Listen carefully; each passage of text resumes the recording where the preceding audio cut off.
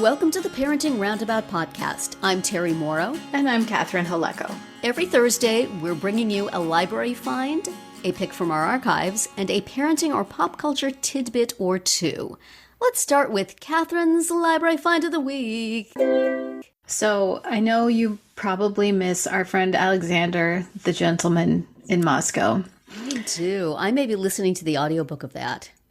Somebody with a very nice British accent narrating. Oh, good. Yeah, I hope you enjoy it. I'm curious now, and also I don't want to give those people up yet. Right. Well, I have found at the library a children's book that gives a little bit of the same flavor. It is called The Apartment, A Century of Russian History.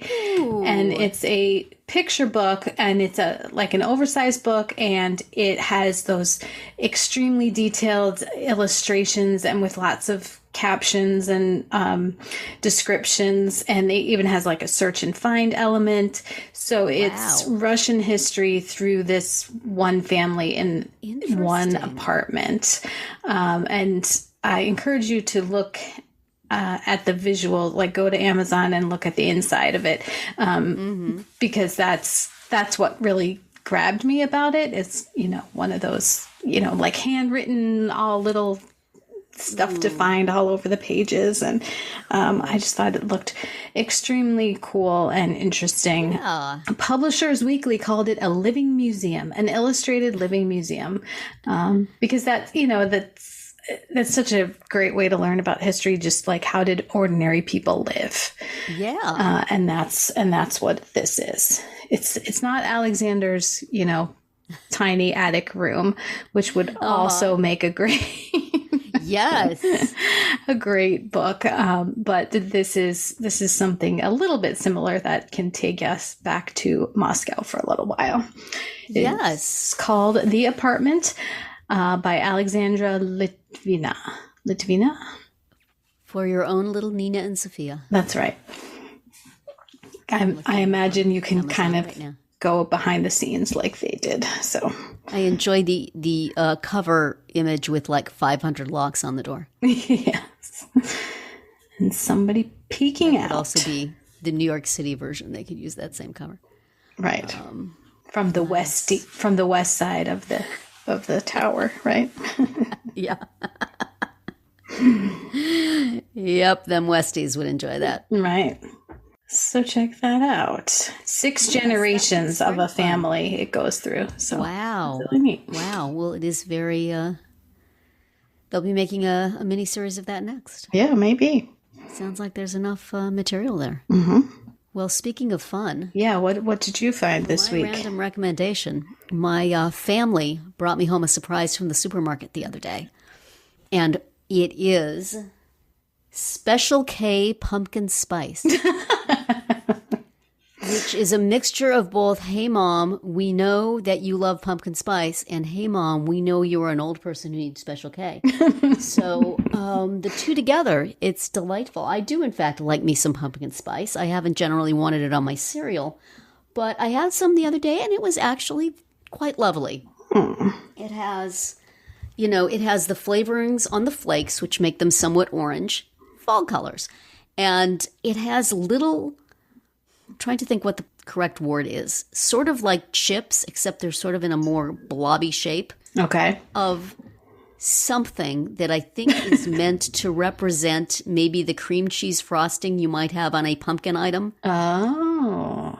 They're sweet. The whole thing is sweet. Okay. And the little globules are of a different texture and also sweet and slightly spicy. But I'm looking at the box and it says crunchy wheat and rice flakes with cinnamon, ginger, nutmeg, and allspice clusters. I don't know if those are the clusters or if those are the little things on the flakes. Right. But I will read you what Kellogg's has on its website about this, because I think it's going to make you want to rush to your store right now and grab you a box. Okay. It says, "You're not doing fall right without Special K Pumpkin Spice Crunch." Oh, I'm not, am I? So they're not mincing any words here. Buy our product or you are a defective fall experience. You are not doing fall. 1 spoonful of the crunchy flakes with nutmeg, allspice, ginger, and cinnamon clusters will transport you to a crackling fire outfitted in your coziest flannel. Wow. I hope you're not in the crackling fire. Maybe it's because we just watched Lost. Fall only comes once a year, so get it while supplies last. We'll pause here, Catherine, while you run down to your supermarket. Yes, excuse me for just a moment. But if you are a person who likes pumpkin spice, which I am, I have not yet had my first pumpkin donut of the season, but I have ordered my first pound of pumpkin coffee. So, it's starting. And soon there will be pumpkin on everything. And Special K is getting a jump on it. Yeah. So, if you are a person like myself who appreciates both pumpkin-y flavor and the many nutritional benefits of Special K. Right. I think next time I'm going to mix it half and half with my little shredded wheat biscuits. Yes. Because shredded wheat, lots of fiber, not a lot of flavor. Special K, possibly too much flavor. Pumpkin spice, Special K, possibly too much flavor. So I think if I mix the two together, I will be getting more healthy benefits, and also the shredded wheat won't taste like, hay. Right. So cardboard. And then all I have to do is find myself a crackling fire. And a flannel. Take my flannel out of the closet. Yes, that does sound quite tasty. I would agree. Pumpkin spice is coming for you, people. It's coming. It's here. It. Even on Lost Island, somewhere they're going to uncover a cache of pumpkin spice. Has it started in your what pumpkin spicy thing have you done or seen? Oh, I've already had a pumpkin spice chai from Starbucks. They have the famous pumpkin spice latte, which I don't drink because I don't drink coffee. But they have, and I have to quickly look it up. It is, for the moment, for tea in your pumpkin spice, you can get an iced pumpkin cream chai. So it's an iced chai with this pumpkin cream on top, which is quite delicious, but it's sort of funny that it's only iced. Like what? The whole point of pumpkin spice is like fall and warm drinks, right? They also have something new that I have not tried yet, which is called an iced apple crisp non-dairy cream chai. So they're bringing in apples too, because that's a fall thing. So it's fall. It's fall, Kids are back y'all. in school. Yes. Yep. So I gotta get my fall y'all sweatshirt out. Right.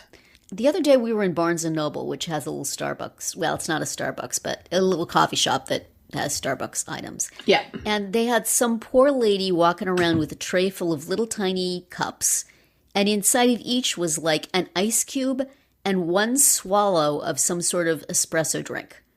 Some sort of brown sugar, so autumnal, brown sugar, something, espresso, iced espresso. Mm-hmm. So the ice, not so much fall. The flavor kind of folly. Right. I'd never seen this in all the times I've been to Barnes & Noble. And I've been to that Barnes & Noble a ton of times, especially recently. Right. And she's just walking around. Would you like to try this? A little sample. She asked every member of my family who does not drink coffee. She did not ask me. So I went up to her and boldly requested one. And it was good, but there was honestly, a sip's worth. Yeah.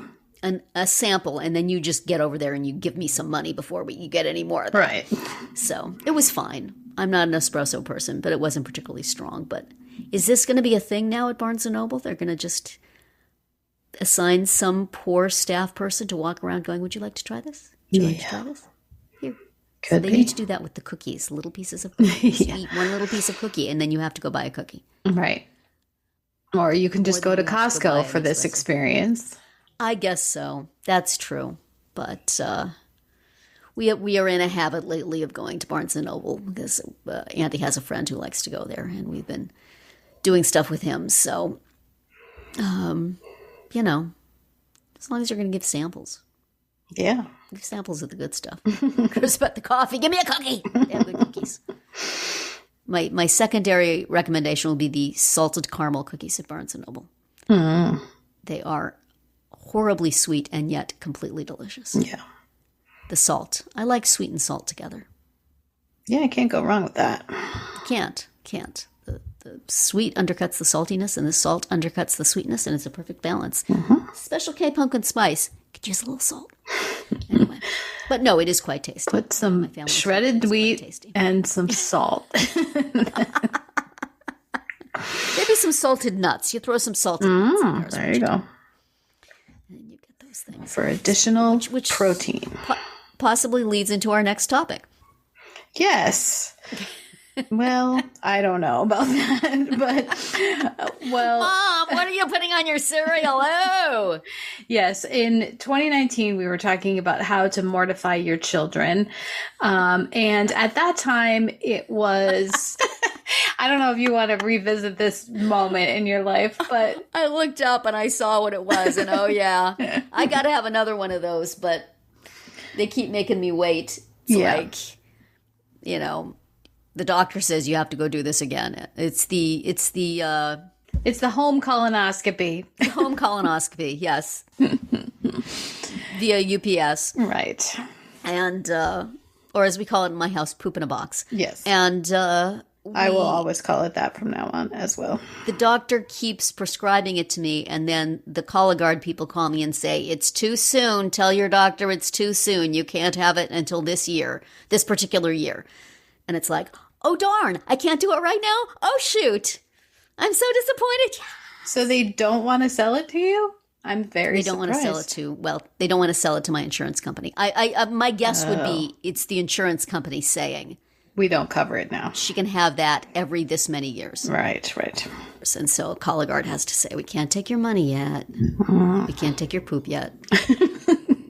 Try us again in a year. Right. Darn. I had my heart set. Right. How else are you going to mortify your children? Have you come up with some other ways? So fun. I could just go in and talk to them about have the same conversation I just had with you. Well, see, the insurance company said. I've been talking to my daughter about mammograms a lot lately, so maybe that's a little mortifying. Maybe that's doing some of it. Yeah. See what they do, honey, is they do this.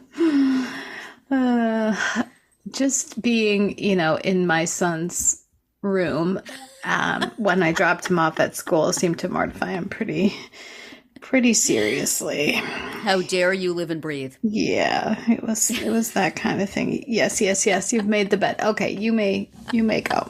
Oh my! He categorically refused to take a picture, and so now, oh my gosh, all of which I get it. We were both sweaty and just it was not a pretty sight. But now Facebook is just filled with back to school pictures, and I got nothing. Photoshop is what you need. Yes. And at my son's school, they actually have a little sign, and they have a photographer, and they get kids to pose with their sign that says first day of school, and then they put it up for the parents.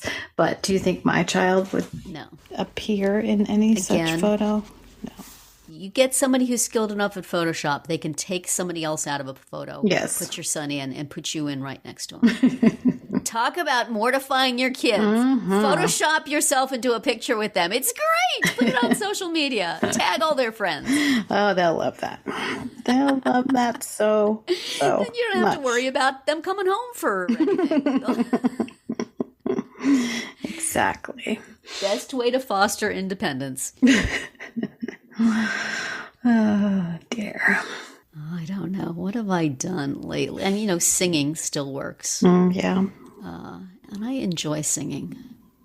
And I sound pretty good for an old lady. So I don't understand what the problem is, but... Are you still singing Post Malone? I do sing, so I do burst out in, I had some help. It ain't like I could make this kind of mess all by myself. Quite frequently. It just lends itself in so many situations. Yeah. But, just singing anything. Mm-hmm. just humming along, really, just whistling, just, speaking. Right. Yeah, we were talking already about pictures and bringing out the camera, or, the camera phone is always, an eye roll. Although in the first few times that we visited my son's campus, they had just so many like beautiful flowers, and I was taking lots of pictures of the flowers, and my son was just like, "Oh my God, can we go?" But then during the year, he started sending me pictures of flowers. Aww. So that was very cute. Yeah. He noticed. Yeah. I feel like it was a lot easier to mortify my kids when they were younger, because I think now in their 30s, they don't really care that much anymore. Mm-hmm. Or they're better at ignoring you. They're better at ignoring me is basically what it is. They care less about what I'm doing. Right. And I guess if they're out with their friends, then it's more of a, you're embarrassing me. Right. I do hear that from time to time. I don't even know what I'm doing generally. Right. Talking to somebody. Yes. How dare you? Yeah, like you said, just sort of living and breathing. Yeah. But their heart isn't in it. Like it they once just feel was. Like they have to, color in that box every now and then. Right. Let me know. Yeah. But I don't think that they're as mortified by me as they used to be. Everyone's growing and maturing. Everybody's growing and maturing. That's true. That's kind of mortifying. Isn't that like isn't some root of that the fear of death? Wart is in there. Yeah. I bet you're right.